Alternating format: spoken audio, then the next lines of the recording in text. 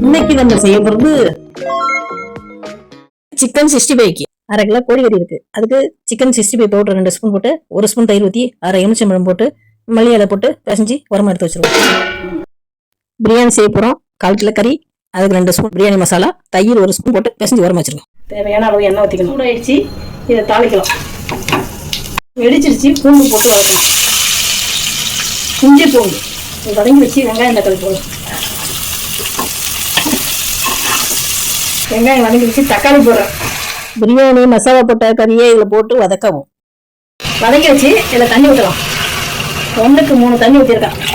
திட்டமாக உப்பு போட்டுக்கலாம். தண்ணி கொதிச்சிருச்சு, அரிசி போடலாம். பிரியாணிக்கு சிக்கன் பிரியாணி கடை ஸ்டைலு. மல்லி தூவிட்டு ஒரு விசில் வச்சு இறக்கணும். பிரியாணி ரெடி. 65 பொரிக்கிறதுக்கு எண்ணெய் ஊற்றிக்கணும். தேவையான அளவு தோசைக்கல்ல ஊற்றிக்கலாம். எண்ணெய் சூடு வந்துருச்சு. இதனால தோசைக்கல்ல போட்டு ஒரு பக்கம் வெந்துருச்சு, திரட்டி போடலாம். எனக்கு போட்ட கறி, தயிர் பச்சடி, முட்டை, 65 சுவையான பிரியாணி ரெடி. வாங்க சாப்பிடலாம்.